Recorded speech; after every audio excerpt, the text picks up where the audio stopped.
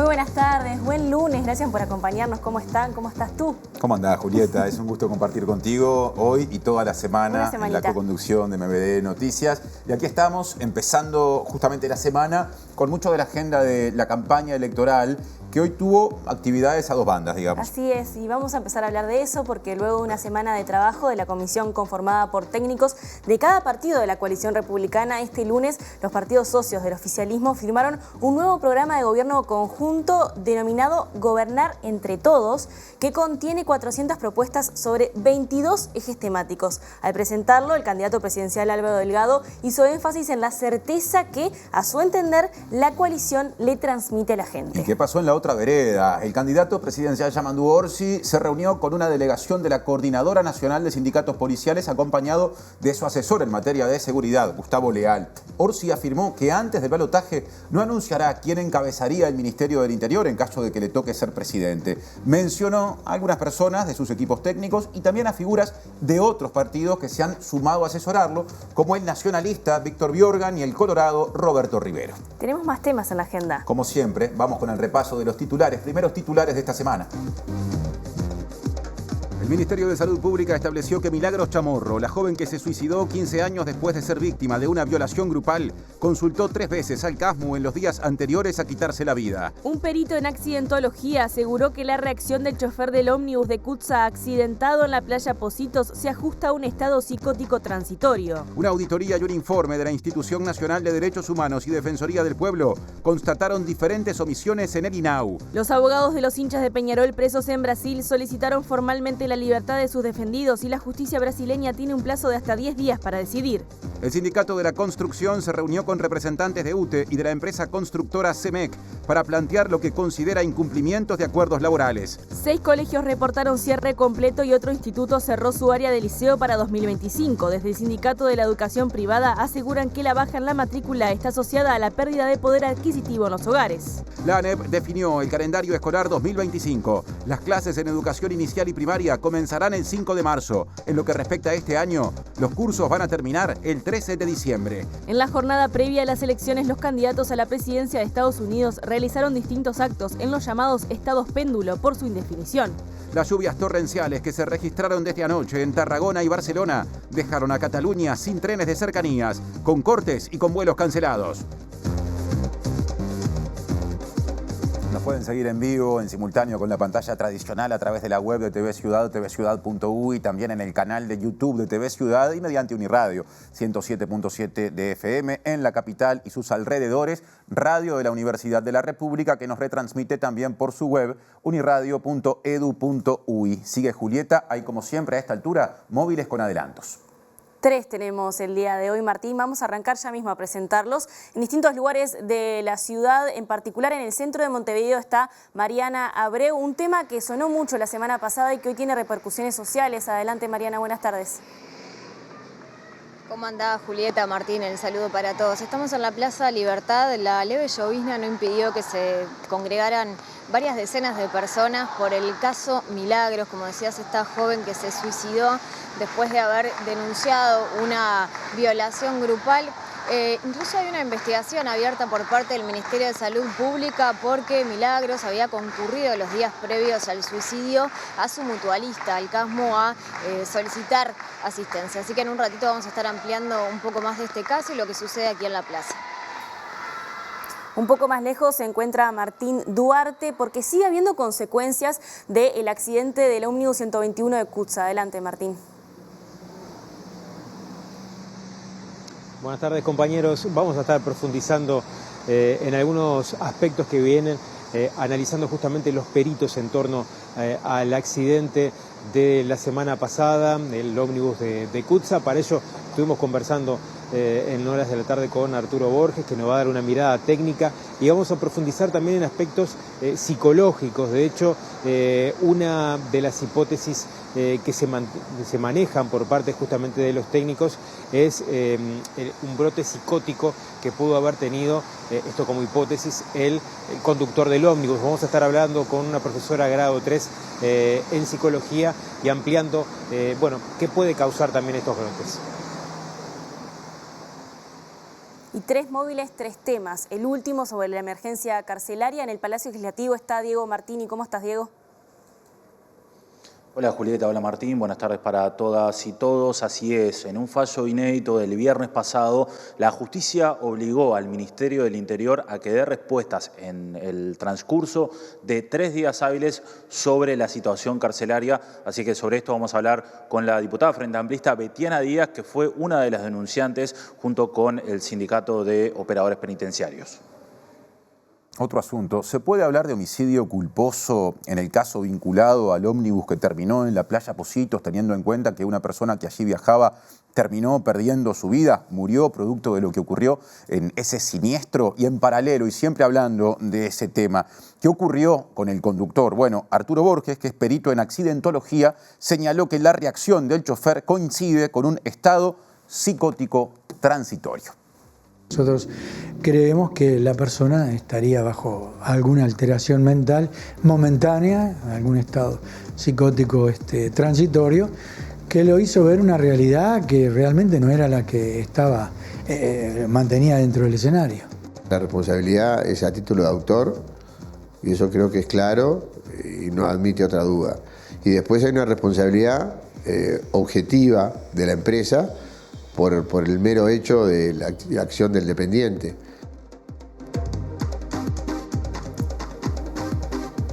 Ahora sí comenzamos con el desarrollo informativo, con el tema que presentábamos al inicio del informativo. Justamente el candidato presidencial por el Partido Nacional, Álvaro Delgado, presentó el documento Gobernar entre Todos, que sintetiza iniciativas de los 5 partidos de la coalición. Claro, son 400 propuestas estructuradas en 22 ejes que de alguna forma vienen a reeditar lo que en 2019, antes del balotaje, fue el documento Compromiso por el País, en aquel momento suscrito por 5 partidos, no exactamente los mismos que ahora, pero en casi todos los casos los mismos, que justamente se hizo para apoyar la entonces candidatura presidencial del hoy presidente Luis Lacalle Pou.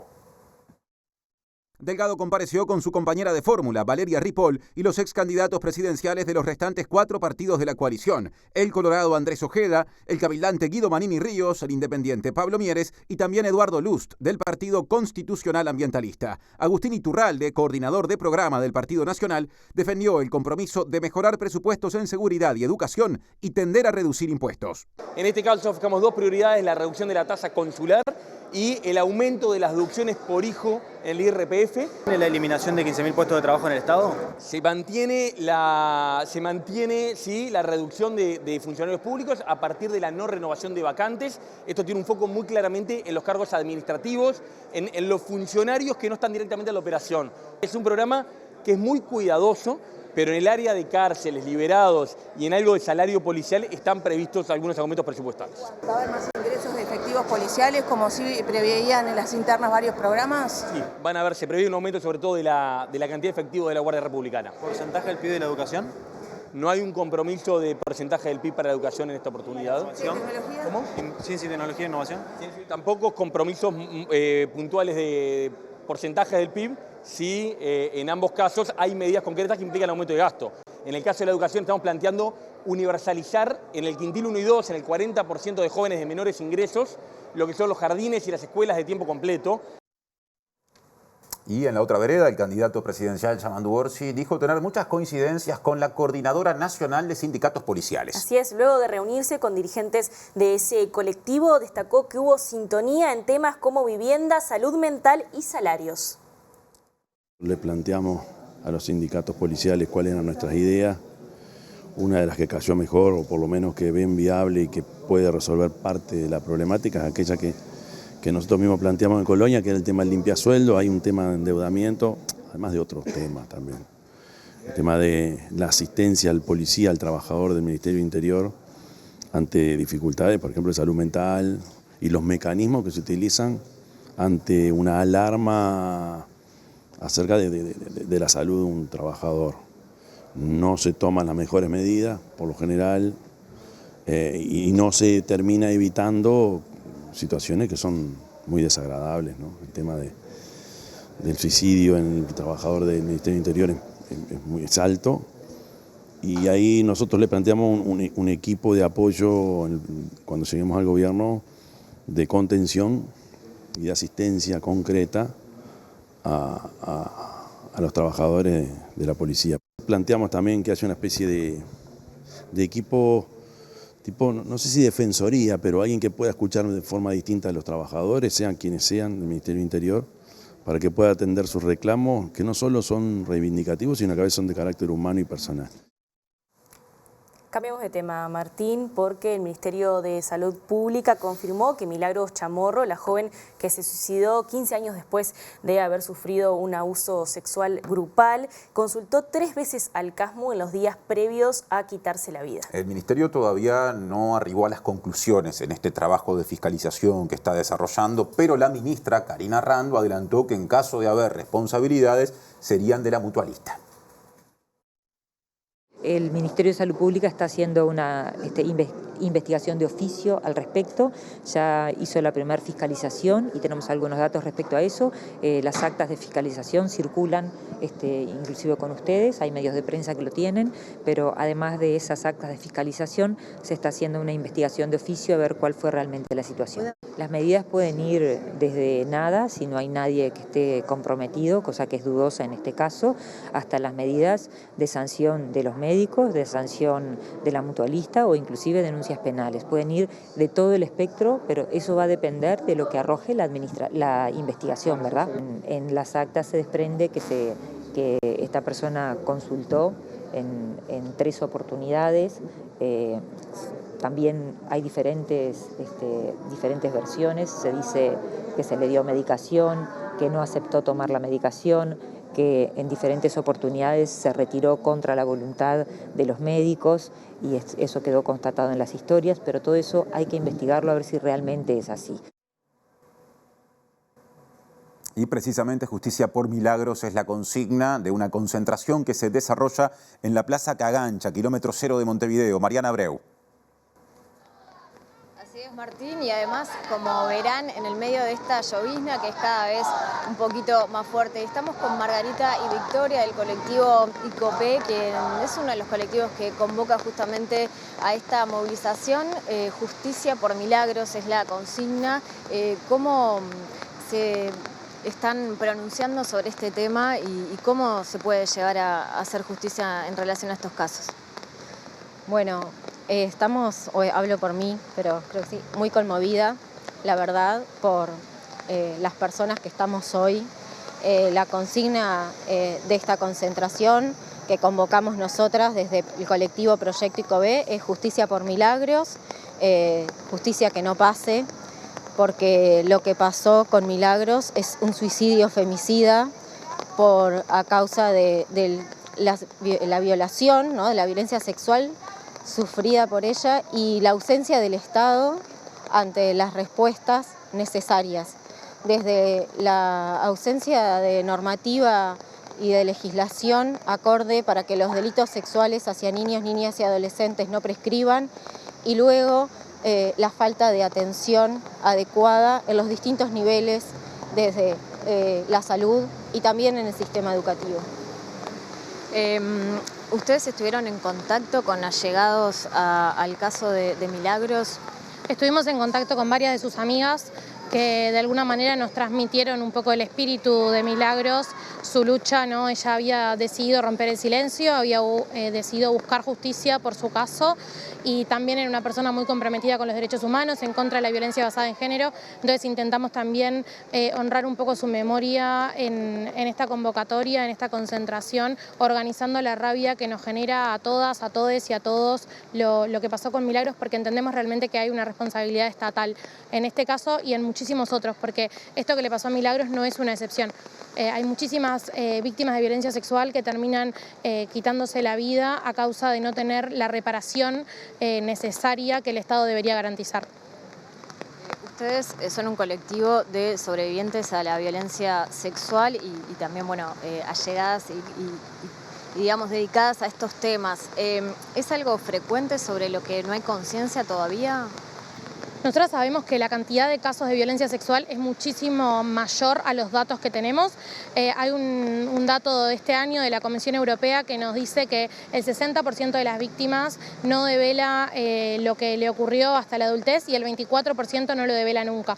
Entonces sabemos que los números que tenemos de denuncias y de casos reportados es muy pequeño y que esto sigue ocurriendo y que la ideación suicida y el estrés postraumático en las vidas de sobrevivientes es algo sumamente frecuente y que necesitamos tener respuestas del Estado.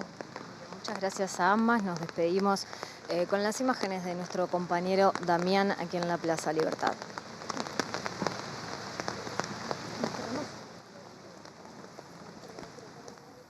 Muchas gracias, Mariana y resto del equipo. Ahora cambiamos de tema. Les contamos que UNICEF presentó recomendaciones para garantizar la protección de infancias y también de adolescencias en los centros de breve estadía de INAU tras realizar un estudio en territorio. El trabajo se desarrolló a partir de la constatación de diferentes incumplimientos y vulneraciones de derechos de niñas, niños y adolescentes dependientes del instituto. El directorio de INAU no ha tomado en consideración un informe presentado por UNICEF en septiembre que, según la directora por el Frente Amplio, Natalia Argencio, evidencia vulneración de derechos. ¿Qué evidencia UNICEF en el estudio? Evidencia que tenemos un sistema de protección sobrepoblado, que hay déficit de recursos humanos, que no se está realizando el seguimiento en aquellos niños, niñas y adolescentes que se encuentran en contexto familiar, que en realidad los recursos humanos están abocados solamente a la atención de las niñas, niños y adolescentes que están en la residencia. Pero cuando miramos un padrón, como por ejemplo del Centro Magnolia, Magnolia tiene un padrón de 150 adolescentes, ¿tá? Y solamente en la residencia viven 15. Entonces estamos hablando que más del 90% de la población está sin el abordaje, sin el seguimiento. Entre otras cosas, también constataron falta de controles de salud y adolescentes que no concurren al sistema educativo. En los centros breve estadía, por ejemplo, en Tribal y Magnolia, pero específicamente en el de varones, decía que no había espacios comunes, que no había espacios donde los chiquilines pudieran guardar sus pertenencias personales.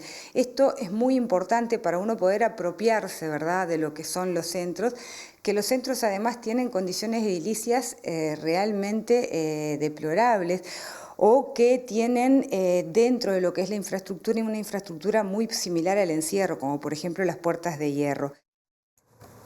En estos últimos meses, además del informe de UNICEF, hubo una auditoría y un informe de la Institución Nacional de Derechos Humanos y Defensoría del Pueblo que también constataron vulneración de derechos. Y precisamente Natalia Argencio, directora Frente Amplista en el INAU, señaló a modo de ejemplo carencias en materia de atención de salud mental de niños, niñas y adolescentes.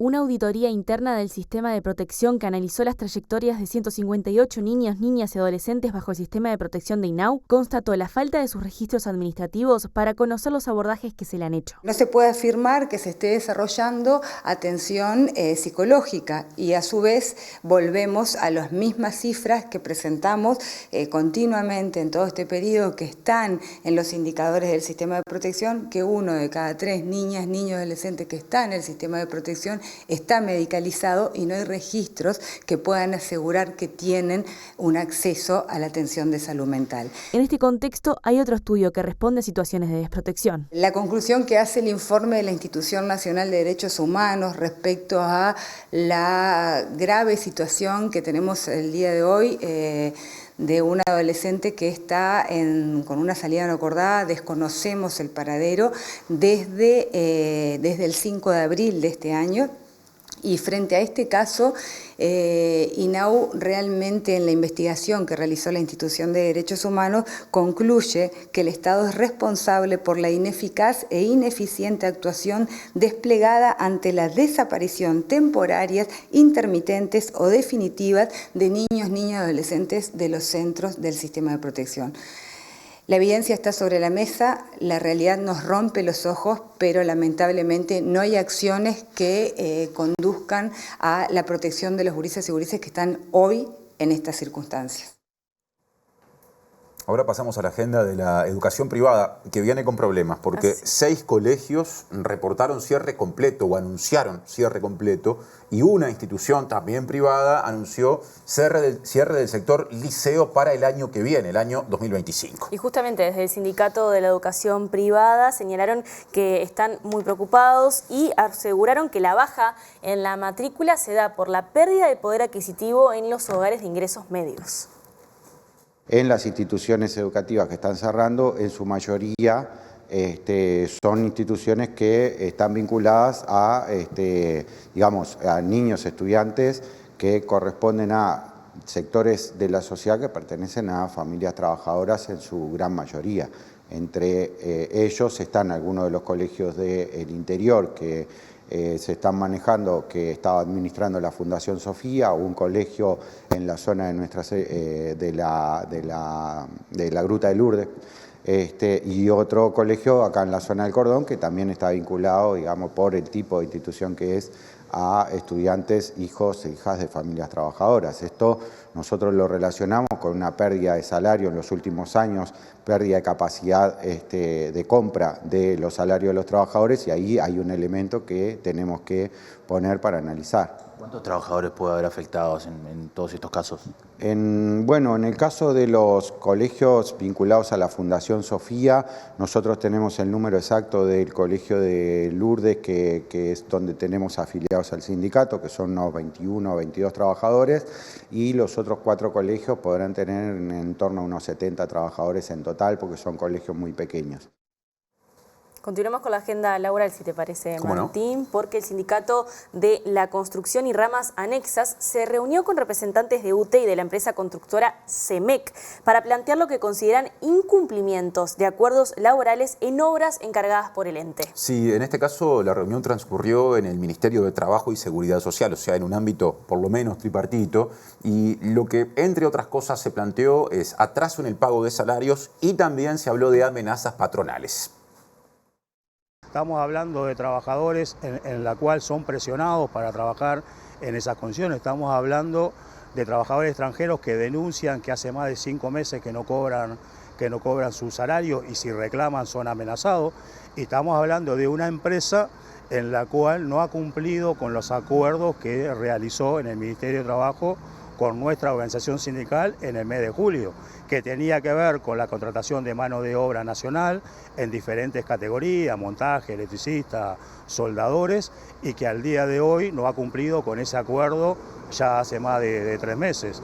Y también por parte de UTE, teniendo claro que la propietaria de la obra es UTE, más allá de lo que dijo la presidenta de UTE en su momento, que esta obra se iba a hacer con el 80% de mano de obra nacional, esto no se cumplió. Y por lo tanto lo que nosotros estamos diciendo es de que ni siquiera el ente del Estado, en este caso UTE, está cumpliendo y está velando por el derecho de los trabajadores.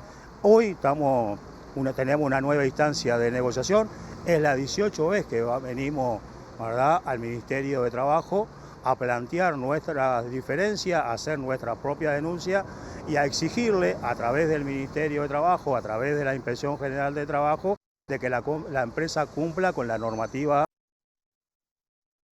Presenta Antel. Renova tu plan de fibra con un 50% de descuento por 3 meses y muchos más beneficios. La situación penitenciaria y un reciente fallo judicial desencadenan el móvil que presento a continuación, que lo tiene al frente a Diego Martini.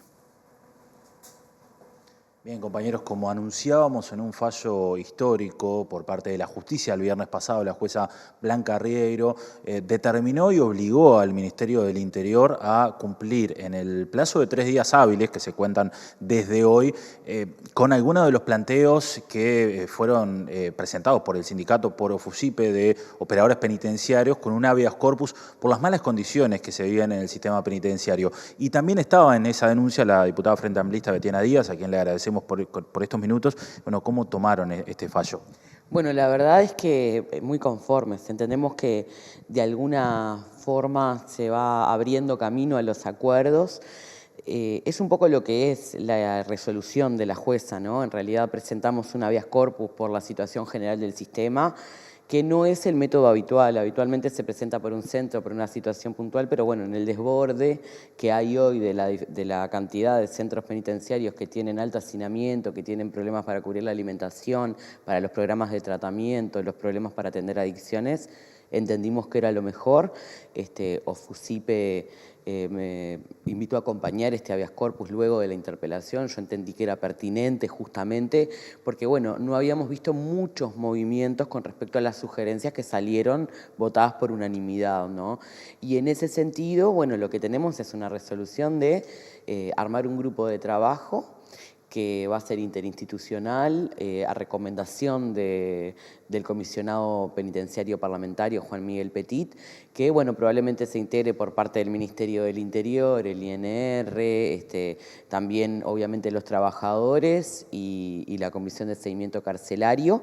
Y en ese sentido, lo particular es que la jueza planteó que quiere hacer un seguimiento judicial de lo que son la ejecución de las medidas. Esto es una cosa muy buena, porque muchas veces cuando hay un habeas corpus, en las sentencias se ordena el cumplimiento, pero después el seguimiento a veces no se hace tan detenidamente y eso retrasa muchas veces los procesos para empezar a ver, bueno, algunos avances, ¿no?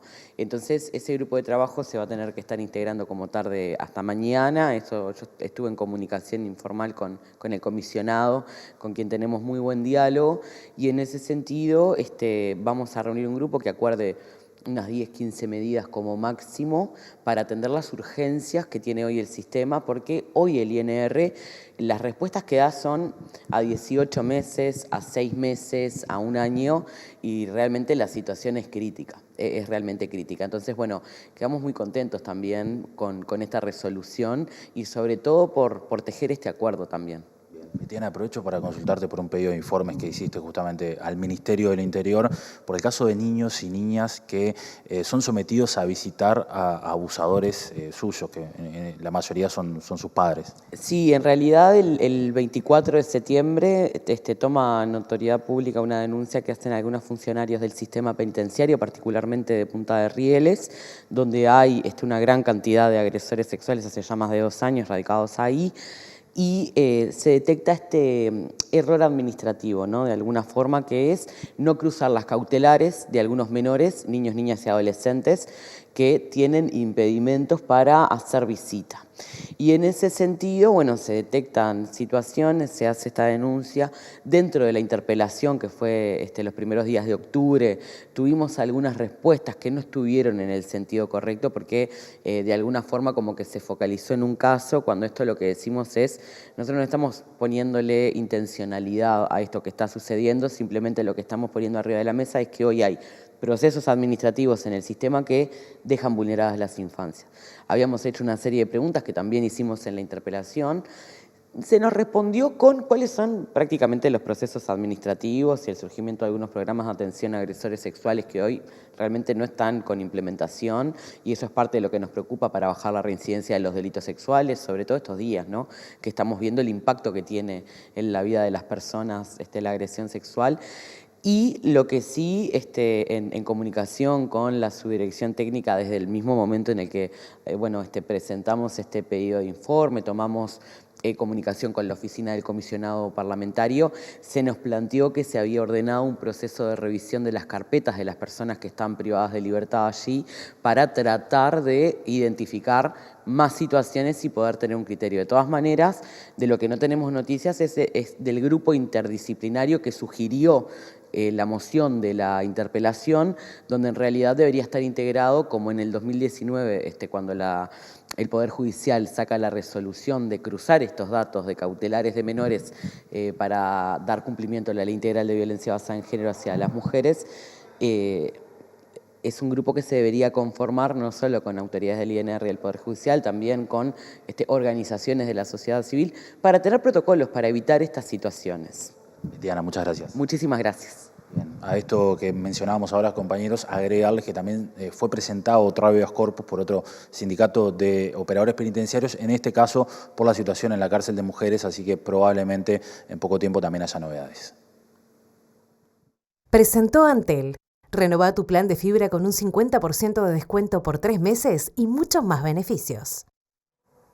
Ahora cambiamos de asunto. Les contamos que este lunes los abogados de los hinchas de Peñarol que permanecen presos en Brasil solicitaron formalmente que queden en libertad sus defendidos y a continuación, o desde hoy, la justicia brasileña dispone de un plazo máximo de 10 días para pronunciarse. Por el momento son 22 las personas uruguayas que permanecen bajo prisión preventiva en el país vecino como consecuencia de los incidentes previos al primer partido disputado entre Botafogo y Peñarol por la Copa Libertadores. Entre ellas hay un menor de edad que estará preso al menos una semana más debido a que la justicia de Brasil prorrogó la resolución de su situación, hecho que los abogados uruguayos Rodrigo Rey y Jorge Barrera consideran inadmisible. La mayor parte de los hinchas son acusados de asociación para delinquir, pero los abogados entienden que no hay evidencia incriminatoria, que la justicia brasileña únicamente se basa en versiones de la policía local. La defensa ofrecerá acuerdos reparatorios para conseguir la libertad de los hinchas y en los casos en los que esto no sea suficiente, apelará a pedir la deportación y la expulsión de Brasil de los parciales de Peñarol.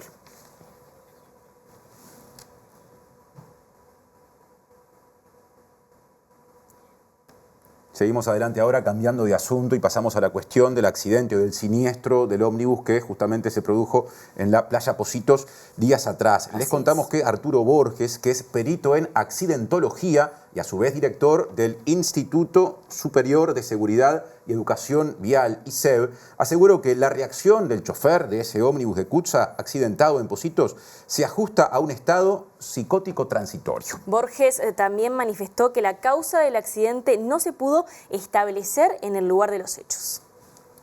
Desde el punto de la accidentología no tendríamos cierta certeza, es que no llevaba puesto el cinturón de seguridad de acuerdo a las lesiones que se transmiten, y la otra que no recurrió a alguna actitud de autoprotección, es decir, me estoy por matar, ¿qué pasa?, ¿no? Y eso, bueno, eso es algo en lo que nosotros tenemos esa duda. Nosotros creemos que la persona estaría bajo alguna alteración mental momentánea, algún estado psicótico transitorio, que lo hizo ver una realidad que realmente no era la que estaba mantenida dentro del escenario. Vemos que no pone las manos en el volante como cualquiera en una situación de riesgo intentaría hacerlo, ¿no?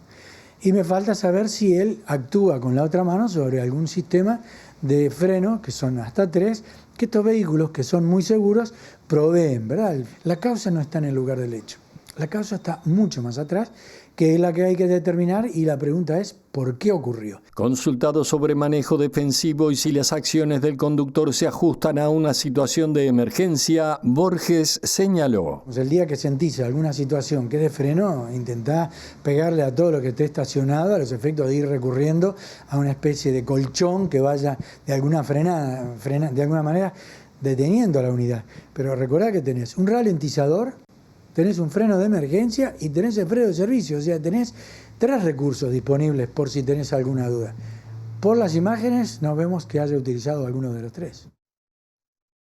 Y el abogado de una de las personas lesionadas en el ómnibus de Cutsa justamente aseguró que hay responsabilidad de la empresa y también de lo ocurrido por parte del chofer que se dio contra la Rambla de Montevideo. Y también dijo que todavía hay muchas preguntas pendientes de respuesta asociadas al peritaje que se realizó. El chofer tiene responsabilidad penal, evidentemente. En principio podría ser un homicidio culpable, porque es el artículo 314 del Código Penal, que establece en los casos de responsabilidad penal, hay un reproche cuando sucede la muerte de una persona y la lesión de varias, que este es el caso.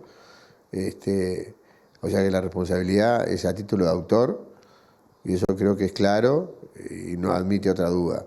Y después hay una responsabilidad objetiva de la empresa, por el mero hecho de la acción del dependiente. El artículo 1324 del Código Civil establece la responsabilidad por el hecho propio y por el hecho de sus dependientes. Entonces, creo que todo indica que la empresa sea responsable y el chofer del ómnibus también sea responsabilizado desde el punto de vista de la justicia, ¿no? Caben muchas dudas acá, por qué la pericia se hizo en forma rápida, quién mandó retirar el ómnibus de la playa. quiénes fueron los peritos que actuaron, bajo las órdenes de quién. Hay muchas preguntas para hacer. La empresa tiene que contestar también, porque la empresa se jacta de ser una empresa que trabaja al servicio de la población. Recién visión legal, antes visión técnica vinculada a la seguridad vial o en el tránsito. Ahora visión psicológica de este asunto, tiempo de móvil. Reaparece Martín Duarte en MBD Noticias. Gracias, Martín, porque vamos a estar haciendo una mirada, como tú decías, en este caso desde la psiquiatría. Paola Pereira es profesora grado 3 de la unidad justamente de psiquiatría, para trazar una mirada de lo que pudo haber pasado en torno a la conducta del chofer de CUTSA. Se ha hablado mucho, es un tema donde aparecemos muchos opinólogos acerca de la reacción del conductor, pero ¿qué mirada traza la psiquiatría? Gracias por recibirnos, Gabriel, en primer lugar, y qué lectura a partir o qué valoración a partir de los elementos que hay. Me imagino que el registro fílmico es uno de ellos, más allá de las distintas pericias que se le van a hacer justamente al chofer, pero ¿qué valoración y qué elementos tenemos sobre la mesa a la hora de tratar de entender un poco más la conducta del chofer? Bueno, buenas noches primero y muchas gracias por darnos la oportunidad. En realidad, primero lamentar este hecho que sucedió, un hecho muy extraño para lo que socialmente estamos nosotros acostumbrados. La verdad que efectivamente lo que sucedió se determinará en la justicia. Lo que nosotros podemos decir desde el punto de vista médico y psiquiátrico es que hay algunas versiones que circulan que no coinciden o no tienen mucho sustento científico en cuanto a la forma en la que se dicen algunas cosas. Por ejemplo, que una persona, por estar con los ojos abiertos, está consciente. La conciencia es una cuestión muy compleja y es tan falso como decir que alguien que está con los ojos cerrados está dormido. Es la misma, pero al revés. Entonces, a esta edad que el señor tiene, que tengo entendido que es mayor de 60 años, cuyos antecedentes médicos yo desconozco y sus antecedentes psiquiátricos también, no es lo primero a plantear una causa psiquiátrica y en este caso, como he escuchado, un suicidio donde hay 15 personas involucradas, que vuelvo a repetir, lamento mucho y entiendo la enorme dificultad y el enorme evento traumático que esto significa para estas personas, pero en este señor tenemos que plantearnos en primer lugar una causa médica que pueda justificar esto. Una de las causas, hay varias, pero las más probables puede ser una crisis epiléptica. Nosotros estamos acostumbrados a ver crisis epilépticas de tipo tónico-clónica, ¿no? Que todos somos lo que identificamos muy bien. Hay muchísimas crisis de epilepsia, hay epilepsias que son parciales complejas, se llaman, y eso lleva a una alteración de conciencia.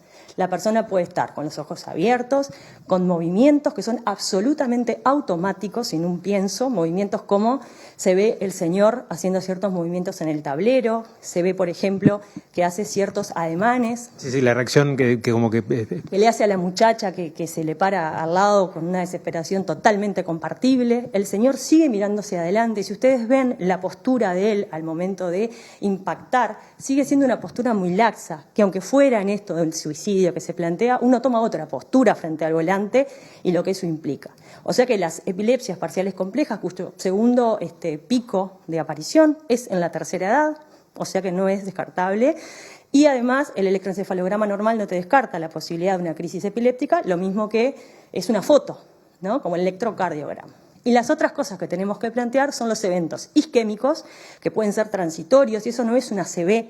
El evento isquémico transitorio justamente es un evento agudo que en realidad tiene una aproximación hasta de 24 horas. Los primeros síntomas a veces pueden durar hasta 1 o 2 horas y pueden cursar con una alteración de conciencia. Tampoco tenés por qué tener una imagen, ya sea en una tomografía computada o en una resonancia magnética, que puedas observar esa lesión. Entonces me parece que lo más importante a pensar es que a lo mejor lo que le pasó a este señor es que tuvo un evento médico agudo y transitorio, y eso también se apoya porque también entiendo que él no recuerda. Entonces, la amnesia del episodio es típica de estos dos cuadros que te estoy comentando. ¿Hay algún elemento ahora a posterior del episodio que pueda dar prueba justamente de ello a nivel de examen clínico? De examen clínico es muy difícil. Desde el examen psiquiátrico, por supuesto que tú haces un examen que es retrospectivo, porque tú estás tratando de poder elaborar con el paciente qué fue lo que sucedió. Hay algunos elementos y de lo que yo tengo como presente es la amnesia del episodio. Eso es típico, que haya una amnesia del episodio en un evento orgánico agudo. Es lo típico, lo que se espera. Se manejó también por ahí un estado psicótico transitorio. ¿Se aplica este cuadro? ¿Cómo? Yo creo que no es lo primero a aplicar, y aunque fuera un estado psicótico transitorio, que habría que ver qué es, porque ese diagnóstico como tal es un trastorno psicótico transitorio debido a qué. Y en este señor, yo creo, desconociendo sus antecedentes, que de todas formas, aunque hubiera sido así, la primer causa etiológica, o sea, lo que generó ese evento psicótico transitorio, lo primero a descartar es la organicidad. Volvemos a lo mismo, o sea, de que hay una causa médica que pudo haber determinado este episodio triste, ¿no? Y muy lamentable para el señor y sin lugar a dudas para las personas y las familias de las personas que iban dentro del ómnibus. Hablando quizás de patologías o de causas médicas que desconocemos de la persona, ¿hay algo que pueda activar este tipo de episodios o que sean a consecuencia de determinado elemento o se puede despertar en cualquier momento? Mira, los eventos isquémicos, hay muchos factores de riesgo, por ejemplo, ser hombre mayor de 55 años, yo desconozco los factores, por ejemplo, pero la hipertensión, la diabetes, la alteración en las dislipemias, ¿no? El colesterol, los triglicéridos, la vida sedentaria, la ausencia de ejercicio, son todos elementos que confluyen para que vos tengas factores de riesgo cardiovascular que implica lo cerebrovascular. O sea que ahí tendríamos un conjunto de factores de riesgo.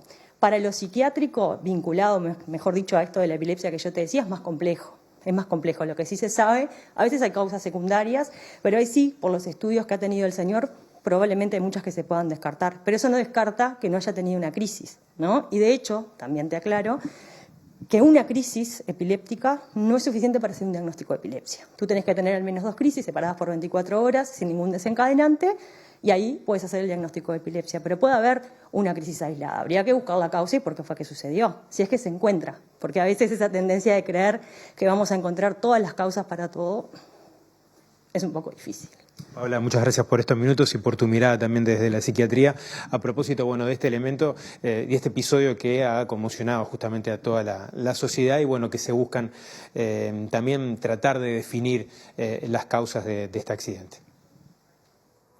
Muy interesante el móvil de Martín Duarte, por cierto, y el conjunto de opiniones con respecto a este tema pasando por distintas disciplinas. Ahora cambiamos de asunto. Yo sé que todavía no han terminado las clases en este 2024, pero ya tenemos la fecha de comienzo del año lectivo 2025. 5 de marzo es la fecha fijada. Y también la ANEP decidió cuándo terminarán los cursos de este año, 13 de diciembre.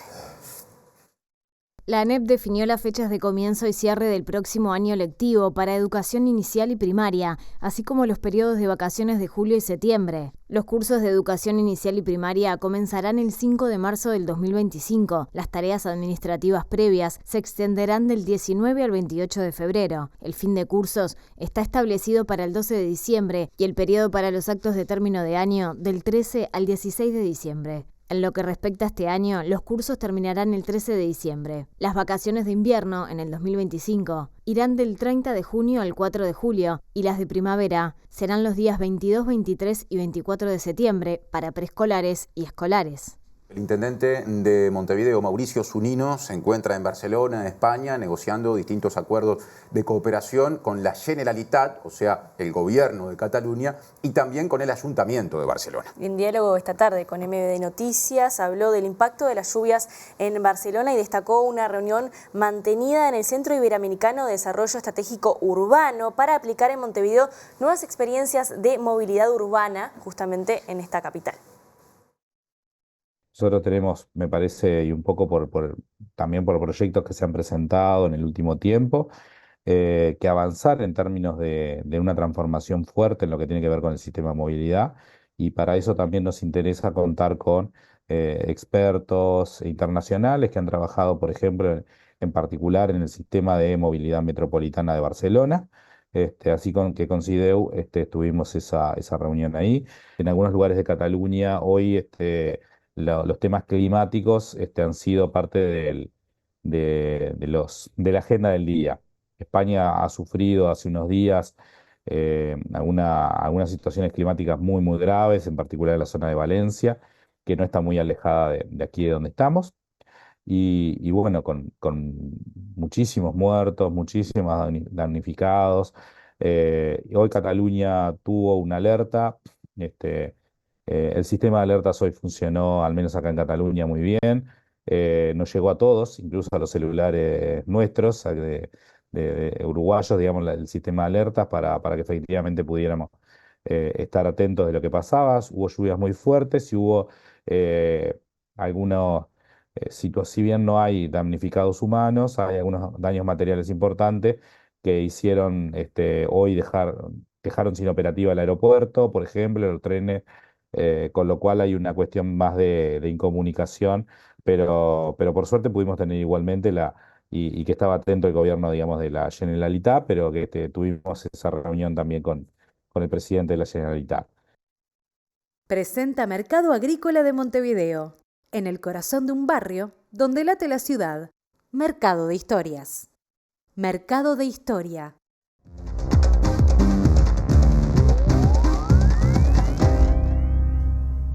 ¿Qué tal? Buenas noches. Abrimos el capítulo internacional y hablamos de Estados Unidos en la jornada previa a esas elecciones que han generado tantísima expectativa a partir, de la competencia que se generó con la llegada de Kamala Harris a la candidatura del Partido Demócrata y, por supuesto, tras la renuncia de Joe Biden a esa candidatura. Mañana es el día clave, a pesar de que ya casi 80 millones de estadounidenses han votado en forma anticipada y hoy particularmente en medio de las retóricas de la campaña electoral, de algunos insultos y de otras cuestiones, los dos candidatos apelaron a el voto que está en los estados péndulo o bisagra, como se conoce aquellos estados que no tienen un voto definido como otros. Uno de ellos probablemente es el de Pensilvania. Allí van a estar los dos candidatos que tienen 19 electores en una jornada marcada precisamente por una intensidad que se ha acelerado a medida que pasan las horas y se acerca el supermartes.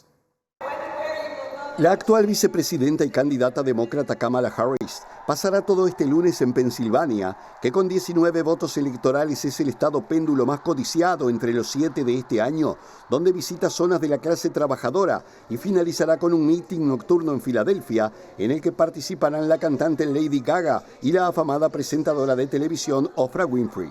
Mientras tanto, el expresidente y líder republicano Donald Trump realiza hoy 4 mítines en 3 estados, Carolina del Norte, Pensilvania y Michigan, que también pueden ser decisivos para los resultados finales. A menos de 24 horas de que se inicie la crucial jornada, alrededor de 77 millones de estadounidenses ya han votado de forma anticipada, pero Harris y Trump no dan nada por sentado y presionan para que millones más de ciudadanos los respalden en las urnas este martes, donde cualquiera sea el resultado, será histórico. Las elecciones de este martes podrían estar tan reñidas que pasarían días antes de que se conozca un resultado nacional definitivo, al tiempo que desde el entorno de Donald Trump ya han empezado a alimentar rumores sobre irregularidades o incluso trampas durante el proceso de votación. Y ahora nos vamos a la crisis que se ha generado a partir de la situación climática en España. De última hora, hay que decir que el gobierno ha declarado recién ahora zona de catástrofe a las comunidades involucradas, sobre todo a la comunidad valenciana, que fue la que tuvo la mayor cantidad de muertos, pero también Castilla-La Mancha, Andalucía y Cataluña, a donde hoy llegó lo peor de las tormentas, aunque hasta ahora sin las consecuencias que tuvo en Valencia. También se va a aprobar por unanimidad, aparentemente, una ley de ayudas para las personas damnificadas, después de un fin de semana que ustedes vieron tuvo de todo, con los insultos y la presencia de el rey, del presidente del gobierno español, del presidente de la Comunidad Valenciana, que fueron rechazados por la población. En un episodio que algunos atribuyen a maniobras del grupo ultraderechista Vox para generar un acting, incluso algún influencer que ha estado por aquí, por el Río de la Plata, se encuentra involucrado en este episodio. Sin embargo, la situación sigue siendo crítica y el número de muertos está estancado en 217. Hay preocupación, siguen habiendo casi 2.000 personas desaparecidas, pero oficialmente hasta ahora es lo que se tiene en materia de datos y de cifras. En Cataluña hoy hubo alerta roja desde temprano, por las dudas se tomaron las previsiones del caso, pero los problemas también llegaron. El frente de lluvias torrenciales que azota el litoral mediterráneo español y que ya se ha cobrado la vida de al menos 217 personas desde el pasado martes, se ha desplazado hacia la mitad sur de Cataluña, provocando numerosos incidentes, anegando calles y carreteras en los alrededores de Barcelona, incluido el aeropuerto del Prat, que ha sufrido una inundación parcial de sus instalaciones, por lo que se han visto afectados unos 50 vuelos, aunque hasta el momento no se registran víctimas mortales.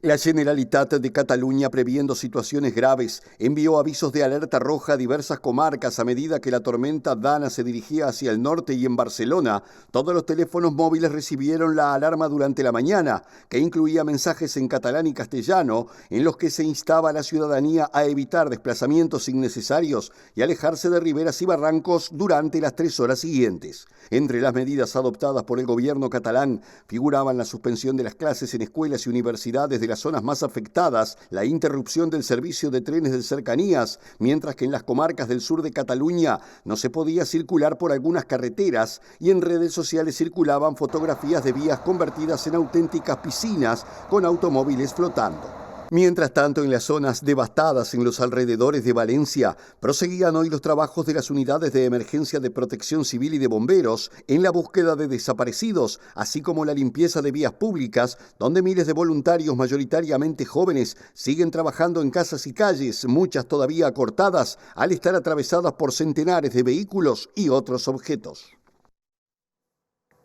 Y ahora nos vamos a Bolivia, donde la situación sigue siendo tensa y compleja, y agrega otros factores como, por ejemplo, la investigación que se está realizando en Argentina, según la ministra de Seguridad Patricia Bullrich, sobre el expresidente Evo Morales por una causa de estupro y abuso de menores. El exmandatario boliviano ha dicho que esta es una especie de plan cóndor del lawfare o judicialización de la política que ha llevado a esta circunstancia, que es una persecución, y ha iniciado una huelga de hambre para que liberen a sus compañeros presos por cortar las rutas, las vías y por distintos incidentes con la policía y las fuerzas de seguridad bolivianas.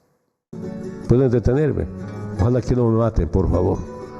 Estaba muchas veces en la cárcel, no tengo ningún miedo, pero no me voy a ir a Bolivia. Estoy con mi pueblo y con el pueblo vamos a resistir, vamos a enfrentar y vamos a derrotar un gobierno corrupto. El ministro del Interior boliviano, Eduardo del Castillo, aseguró que su país cumplirá la ley si recibe una alerta migratoria desde Argentina contra Evo Morales por denuncias de trata y abuso sexual, tras la confirmación de la apertura del caso por parte de la ministra de Seguridad de ese país, Patricia Bullrich. La Fiscalía de Bolivia investiga a Morales desde septiembre tras un informe de inteligencia en el que se afirma que habría cometido los delitos de trata de personas y estupro con una menor de edad, con la que supuestamente tuvo una hija cuando aún era presidente, investigación que se realiza en la sureña región de Tarija y a la que se suman las denuncias de que durante su asilo en Argentina Morales convivía con menores de edad. La investigación abierta en Argentina se conoce cuando los seguidores del exmandatario cumplen 21 días de bloqueos de carreteras en el centro del país y que el presidente Luis Arce Catacora denunciara que grupos armados afines a Morales tomaron 3 cuarteles militares en la región de Cochabamba, donde retuvieron a más de 200 soldados y robaron armamento y municiones de uso exclusivo de las Fuerzas Armadas. En ese contexto, el expresidente Evo Morales pidió a sus seguidores una pausa en los bloqueos y comenzó una huelga de hambre para que cese la represión y se instale de inmediato un diálogo sincero y sin condiciones ante la falta de respuesta del gobierno, al tiempo que denunció la creación de un plan cóndor del lawfare en el marco de una coordinación entre el Ejecutivo boliviano y el gobierno sionista de Javier Milei, según lo definió. Presentó Mercado Agrícola de Montevideo, en el corazón de un barrio donde late la ciudad. Mercado de Historias. Mercado de Historia. Antes de repasar el pronóstico del tiempo, hay novedades con respecto a una alerta que cesó. Es verdad, porque según mencionó Inumet y publicó ahora en su página web, la alerta meteorológica que estaba vigente cesó, pero de manera temporaria, porque hubo una leve mejoría de las condiciones atmosféricas. Sin embargo, avisan que se mantiene vigente el monitoreo y que en caso de empeorar las condiciones meteorológicas van a actualizar la advertencia meteorológica. En este momento hay una humedad de 94% y una visibilidad visibilidad de 6 kilómetros, así que atención si tienen pensado ahora, luego de mirar el informativo, de terminar de ver la programación de TV Ciudad, salir, tengan cuidado porque esa visibilidad es bastante baja. Las condiciones mejoran ya pensando en mañana, día martes, por lo menos en Montevideo y el área metropolitana. Compartimos el pronóstico extendido a las próximas 48 horas elaborado por Inumet. Martes 5 de noviembre, capital y cercanías. Cielo cubierto a nuboso, algo nuboso y nuboso con periodos de claro. Temperatura mínima pronosticada 15 grados, máxima 22. Y el miércoles 6 de noviembre va a haber una mínima de 12 grados, una máxima de 23, un poquito mejor que el día anterior en la máxima. Va a estar algo nuboso, también va a haber periodos de claro, pero mantenemos esta sintonía de las nubes en el cielo. Sí, ya sin pronóstico de lluvia, lo que no es poco. Estamos llegando al final de la edición de hoy. Está por comenzar Lado B, como siempre, a esta hora en la pantalla de TV Ciudad. Les invito a que se queden, que sigan compartiendo la programación y nos reencontramos con M Noticias mañana en las 13 ediciones. Que pasen bien. Gracias por estar. Chau, chau.